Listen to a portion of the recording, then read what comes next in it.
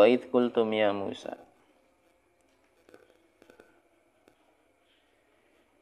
Wa idh ahmaduhu wa nusalli wa nusallim ala rasulil karim amma ba'd. Wa idh qultum, mim mati bertemu dengan ya.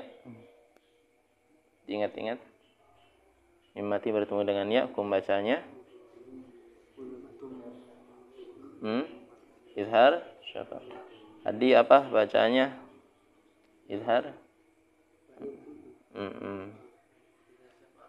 Ya, apa bacanya? Ya Musa, ya. Atau yang ini? Oh, belum pada ketemu ya. 5. Wa idh qultum ya Musa. Wa idh qultum ya Musa 55. Sa apa hukum bacanya? Sama matabi'i. Lan nu. Idgham bigun. Nah.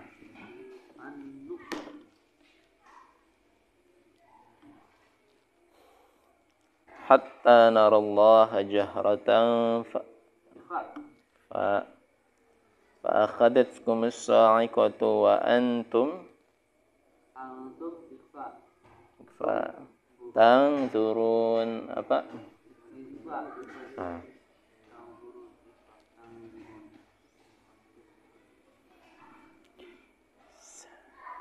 Wa idh, dan ingatlah. Wa idh, dan ingatlah. Kultum, ketika kalian berkata.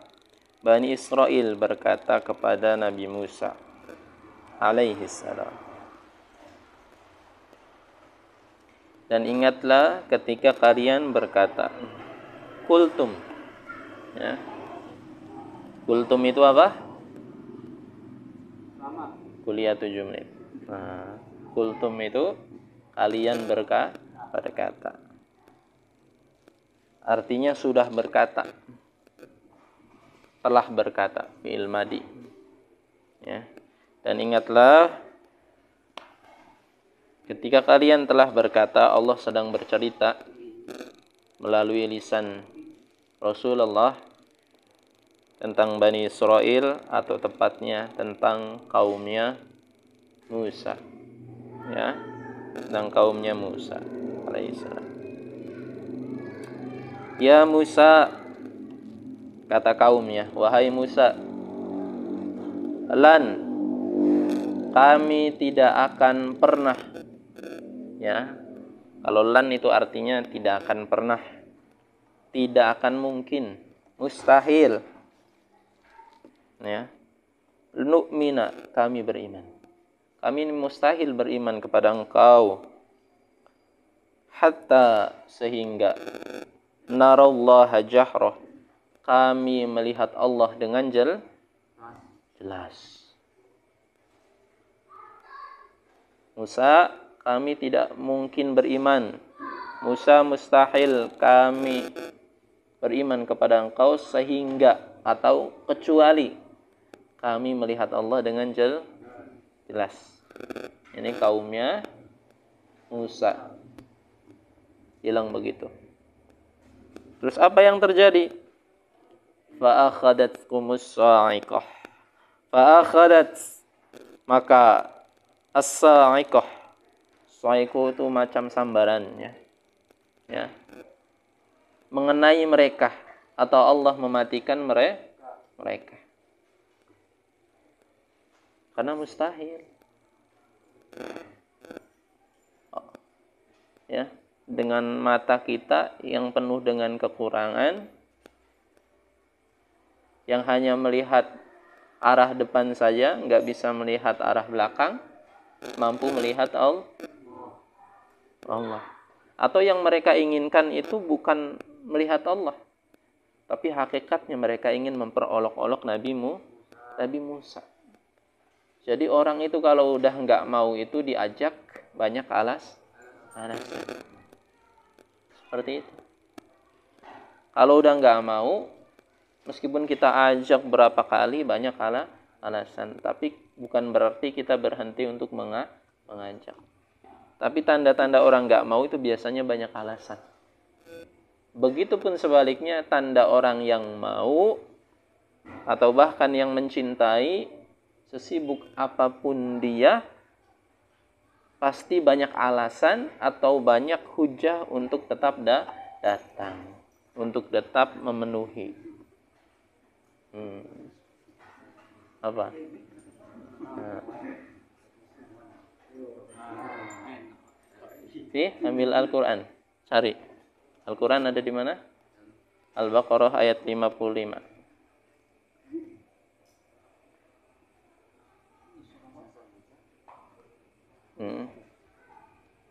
Jadi ada pepatah mengatakan kalau sudah tidak mau banyak alasan. Begitupun sebaliknya, kalau hati sudah mencinta, maka tidak ada alasan untuk tidak datang. Ya. Maka inilah sebenarnya yang terjadi di hati kaumnya Nabi Musa. Sebenarnya mereka nggak mau beriman, ingin memperolok-olok. Jadi bilangnya gitu, wahai Musa, coba, saya ini pengen lihat Allah. Akhirnya apa yang Allah lakukan? Allah azab mereka. Fa akhadathum as-sa'iqah. Sambar, tret, kemudian langsung meninggal. Ya. Sini tafsirnya adalah famuttum, maka mereka semua meninggal.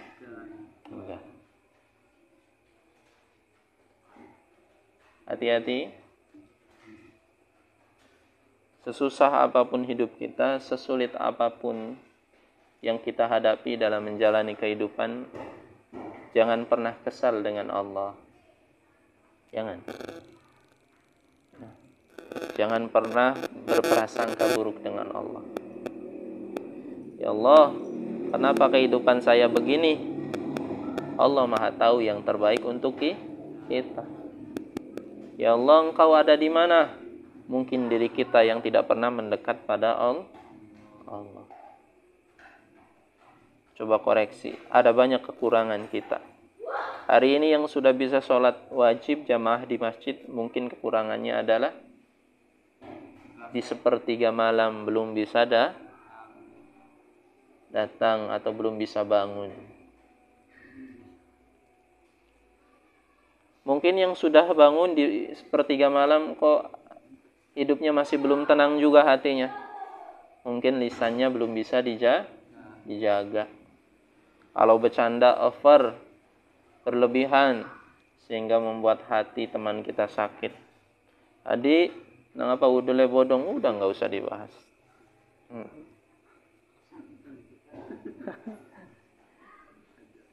Tapi juga jangan menjadi orang yang gampang atau sensitifan. Apalagi kalian sudah tahu ya sifat teman-teman kalian seperti ini ya. Jadi kalau lagi bercanda jangan terlalu juga dimasukkan ke dalam hati.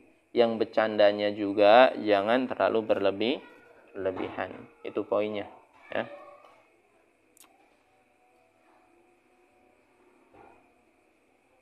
Wa antum tanzurun, sedangkan kalian melihat kejadian itu. Ya. Tsumma ba'atsnakum, kemudian ba'atsnakum, kami membangkitkan kalian atau menghidupkan kalian lagi. Mim ba'di mautikum, setelah kematian kalian. La'allakum tashkurun, agar kalian menjadi orang-orang yang bersyukur. Bersyukur atas apa? Atas nikmat yang Allah karuniakan kepada kalian. Di sini tafsirnya tidak jelas, ya, artinya tidak memberikan penjelasan secara terperinci. Apakah ayat ini bagian daripada lanjutan ayat di atas bahasanya? Kalau seandainya lanjutan dari ayat di atas, berarti setelah mereka diazab, kemudian Allah hidupkan lagi. Ya, nanti yang dibaca di kitab tafsir Ibnu Katsir. Ya, Ang Didi belum baca detailnya seperti apa. Atau kemungkinan yang kedua, kalau ini bukan bagian sambungan bahasan dari ayat yang 55, berarti ini menghidupkannya nanti di yaumul ba'ats, di hari kebangkitan. Ya. Tapi kalau menghidupkannya di hari kebangkitan, la'allakum tashkurun, agar kalian bersyukur, maka tashkurunnya ini ada dua kemungkinan tafsirnya. Tashkurun yang pertama untuk kita semua. Jadi kisah yang terdahulu itu menjadi ibrah atau pelajaran bagi kita, supaya kita tidak menjadi kaumnya Nabi Musa yang melakukan hal seperti itu. Tashkurun yang kedua, ini tashkurunnya untuk mereka.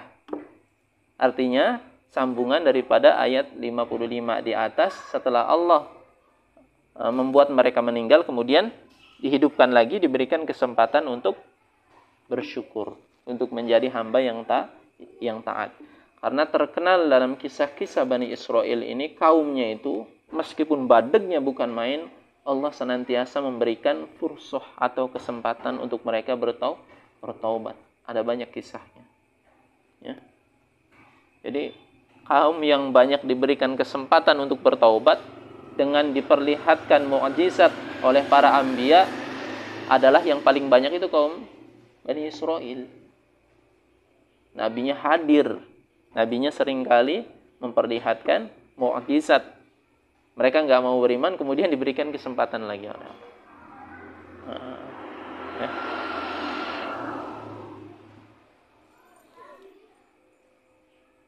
Ada pertanyaan sampai sini? Katanya kalau satu majlis itu nggak disebut sholawat, nanti akan menjadi majlis langka. Itu gimana? Ya. Berarti kita bahasanya udah tutup, pertanyaannya bebas. Shadaqallahul azim. Tafsirnya sampai 56. PR-nya nanti yang dilihat di kitab Ibnu Katsir, ya. Tutup Qurannya. Pertanyaan bebas, bahasan bebas. Majlis yang tidak disebutkan, pertama, hamdalah kepada Allah. Kedua, sholawat kepada Allah, akan menjadi majlis apa? Bangkai. Artinya majlis yang tidak memiliki bau yang sedap, majlis yang tidak memberikan kesan yang baik dalam hati kita. Maka sunnah ketika kita duduk dalam satu majlis atau dalam satu perkumpulan, awal pertama kali mengucapkan nahmaduhu wa nusalli wa nusallim ala rasulihil karim, itu paling pendek minimal, ya. Atau dengan bahasa yang lain, alhamdulillahirabbil alamin wassalatu wassalamu ala rasulihil karim. Jadi kalian harus begitu nanti. Kumpul majelis arisan begitu. Kumpul majelis judi. Jangan begitu, itu pelecehan. Ya. Nah, kalau seandainya kita terlanjur nggak ngucapin hamdalah, nggak ngucapin sholawat, maka ditutup wajib dengan doa kifaratul majlis. Kifarah itu artinya apa? Penghapus majlis. Penghapus majlis. Artinya bukan seperti itu. Artinya penghapus dosa-dosa yang kita lakukan waktu duduk di majlis itu. Jadi maksa saja kalau kita berkumpul dengan orang, banyak perkataan, banyak bahasan, kadang-kadang yang nggak sengaja membuat dosa. Maka dosa itu dihapus dengan doa kifaratul majlis. Ya. Maka Ang Didi amalkan itu setiap kali pengajian, ya. Supaya kenapa? Khawatir kalau ceramah ada kata-kata yang salah, ada bahasan yang sia-sia, sehingga dihapus. Ya, jadi dua itu. Dibuka dengan hamdalah dan sholawat, ditutup dengan doa kifaratul majlis. Itu sunnah. Subhanallah bihamdihi, subhanallah bihamdika, asyhadu an la ilaha illa anta, astaghfiruka wa atubu ilaih. Lihat di rekaman. Saya? Ya. Ada pertanyaan lagi?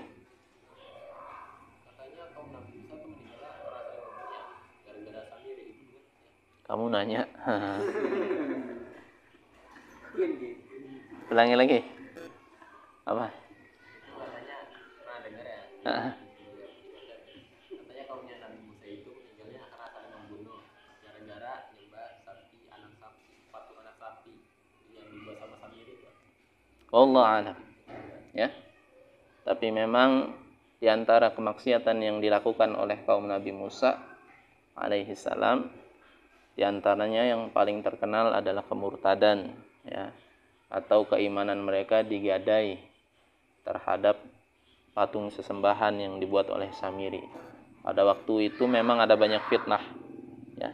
Dan kemungkinan Ang Didi wallahu alam kisah detailnya seperti apa, Ang Didi juga tidak tahu. Yang dikabarkan dalam Al-Qur'an seperti itu, ya. Tepatnya dalam surat Al-Baqarah. Adapun setelah itu mereka saling membunuh, saling memfitnah, wallahu a'lam. Ya, tapi memang benar ada Samiri laknatullah alaih yang membuat patung sapi. Ada lagi? Dagang itu ada zakat. Dagang ada zakatnya. Ada zakat perdagangan, ada zakat koperasi. Kalau kita punya bisnis, dagang, warung, maka setiap setahun sekali dihitung setahun sekali, ya. Haulnya itu setahun sekali. Misalnya kita mulai dagang bulan Januari, tanggal 1. Maka tahun depan bulan Januari tanggal 1 kita hitung semua barang-barang yang ada di warung kita dan uang yang ada di warung kita, kemudian jumlah. Adakah dagangan kita mencapai 95 gram emas? Kalau 1 gram 500.000, berarti 500 kali 95. Berapa? Kalau 500 kali 90 berapa? 40. 500 45 juta. 45 juta. Berarti kalau 5-nya berarti 40 90 7.500.000. Kalau harga emas itu 500 segramnya, ya. Berarti dagangan kita kalau sudah mencapai itu 95 gram, baik itu modal ya maupun uang, pokoknya semuanya yang ada di dagangan kita, maka wajib zakat 2,5% dikeluarkan setahun sekali. Tatkala kita buka dagangan itu zakat perdagang. Kok bakso bakarnya udah ada segitu setahun? Nah, belum sampai, berarti belum zakat, ya.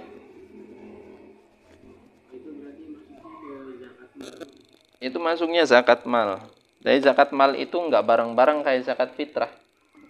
Tergantung kita bukanya kapan, kita mengelola bisnisnya kapan, ya.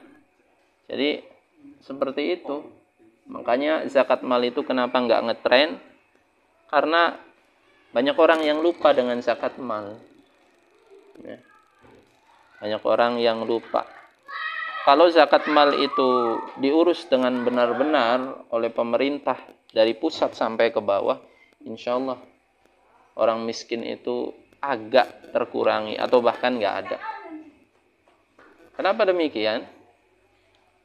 Ya karena nanti perputaran uang zakat itu untuk para asnafnya itu benar-benar terpenuhi, ya. Jadi coba ada zakat perniagaan, perdagangan. Kemudian juga ada zakat peternakan yang punya kambing, awas. Itu juga ada zakatnya.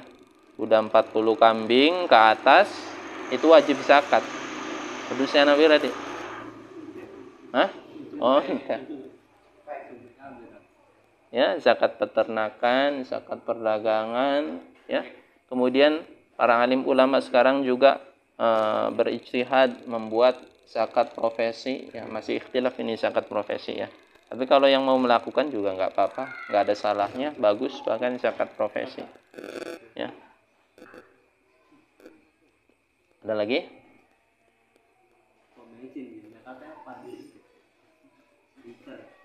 Karyawan itu profesi, bisa juga masuk ke sini.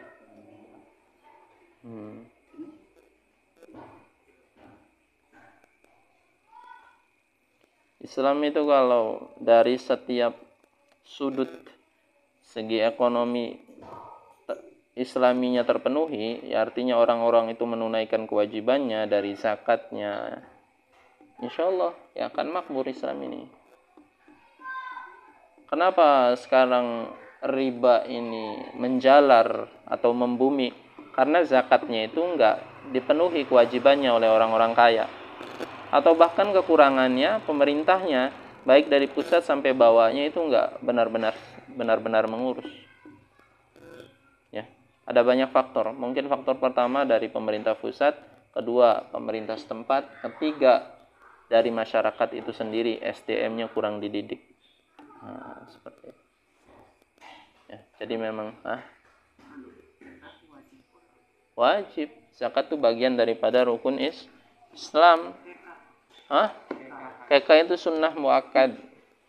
Keka itu bagi mazhab Imam Syafi'i, jumhur ulama, sunnah muakkad. Hampir-hampir wajib. Bagi siapa? Bagi yang mampu.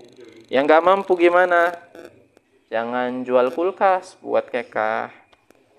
Jangan jual beras buat keka. Berarti ya.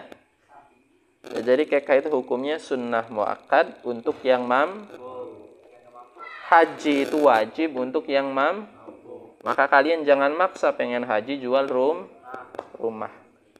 Itu nggak boleh, haram. Melakukan kebaikan, setelah melakukan kebaikan tapi kalian kena mudarat, pulang dari haji keder balik kemana? Ya. Jadi kekah juga sunnah muakkad, sunnah yang hampir-hampir wajib bagi yang di hari ke-7. Kalau di hari ke-7 dia lapang, punya duit banyak, maka sunnah muakkad, hampir-hampir wajib, mesti dia menunaikan kekah. Hari ke-7 dia nggak lapang, buat biaya persalinan aja sulit, ya. Hari ke-14, hari ke-14 dia nggak lapang, hari ke-21, hari 21 dia nggak lapang, nggak usah ngitung tanggalan, ya. Kapan saja selapang-lapangnya ya. Kekah itu kewajiban, bukan kewajiban ya. Artinya dibebankan kepada kedua orang tua. Hadi kekahnya dibebankan ke siapa?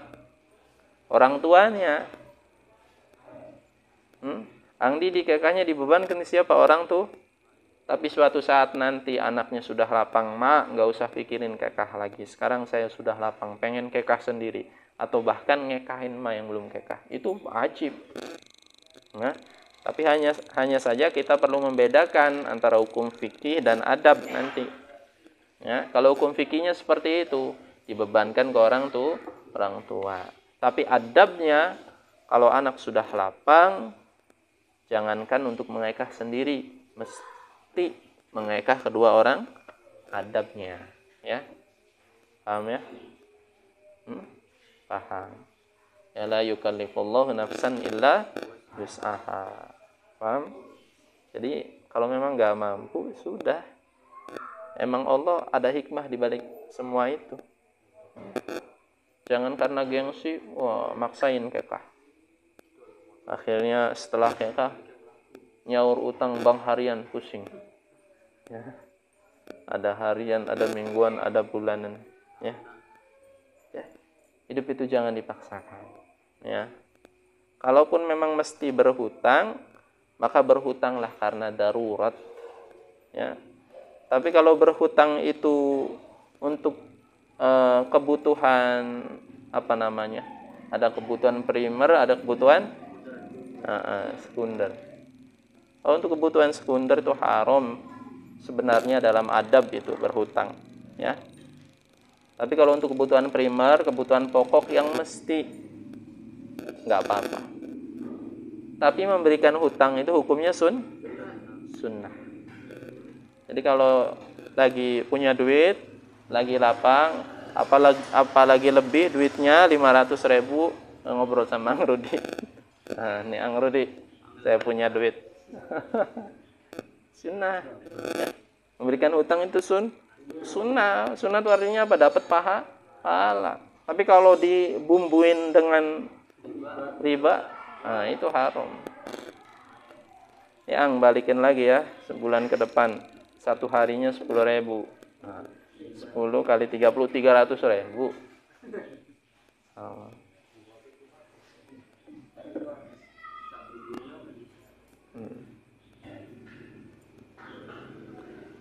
Ada lagi?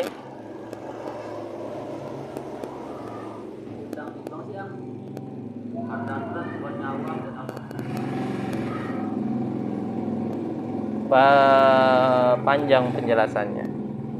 Tapi untuk sementara ini Ang Didi hanya memberikan nasihat hindari hutang. Hindari hutang. Ya. Dari hutang. Itu saja sudah. Ang Didi yakin kalian punya masalah-masalah berbeda dalam kehidupan. Kedaruratan itu sejauh mana yang kalian hadapi. Ya. Tapi bukan berarti hal tersebut kalian menganggap gampang, ini mah darurat. Enggak seperti itu. Coba kalian mengambil solusi ya, atau mencari solusi dalam menghadapi masalah yang kalian hadapi itu dengan jalan Quran. Pertama, sabar, wasta'inu bisobri. Carilah pertolongan dengan sabar. Sabar itu maksudnya apa? Kalian merenung sejenak, menyadarkan diri, ya. Sadarkan diri kalau hakikatnya segala sesuatu itu datang dari Allah, yang memberikan manfaat Allah, yang memberikan mudarat Allah. Kalau Allah memberikan solusi yang baik, kenapa saya memilih jalan yang tidak baik? Itu artinya sabar. Nah,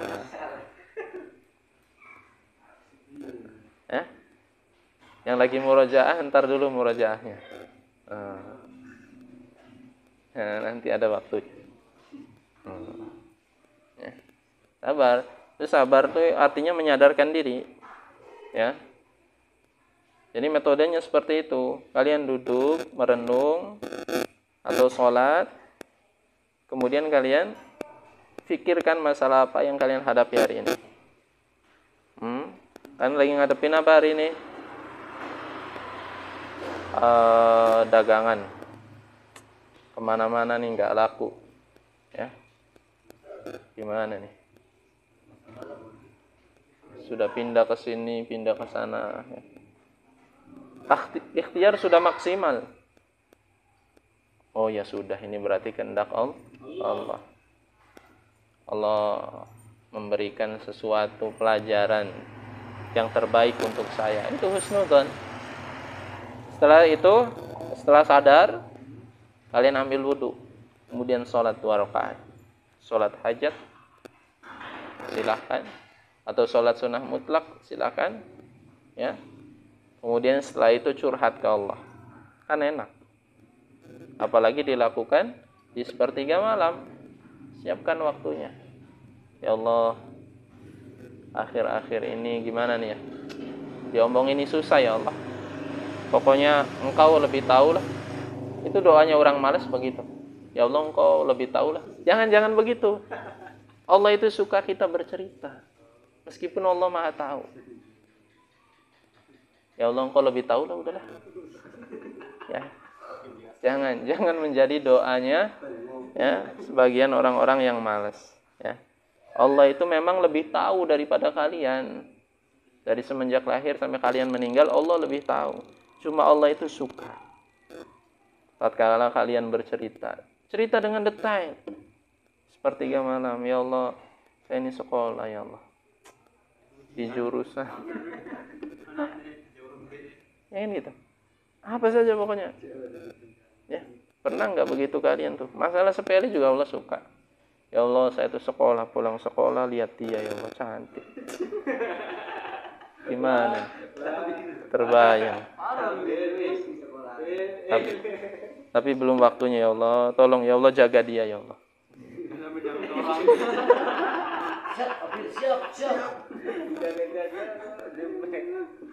Jangan sampai dibelai orang ya Allah, jaga dia gitu.